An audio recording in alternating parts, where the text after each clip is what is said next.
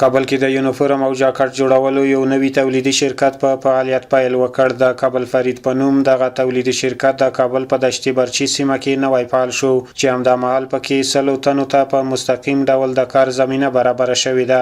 طول یک سال که بعضی مردم بیکار شد، تقریبا چندین میلیون نفر آواره شد و چی شد، بیکار شد مردم. همینطوری فرصت‌های کاری مهیا شد در کشور ما خیلی خوب است. جوانا مسائل کار فراهم کنه مثل شرکت‌های دیگه. د سوداګرۍ او پانګونې د خونې سرپرست د یاد شرکت د جوړېدو نه خوښي څرګنده کړه. ویل چې په افغانستان کې اوس مهال د لوړ کیفیت لرونکي توکي تولیدېږي او کاري ظرفیتونه لوړ شوي دي. اتاق تجارت و سرمایه گذاری افغانستان کوشش میکنه تا افغانستان از وارداتی ما به صنعتی مبادل شویم. اینمی جمپرایی که شما میدیدین، اینمی جمپرا رو ما از کشورهای منطقه از جهان وارد میکردیم. این خدا نخواسته نه راکت ساینس است، نه تو کدام مشکلی نیستن.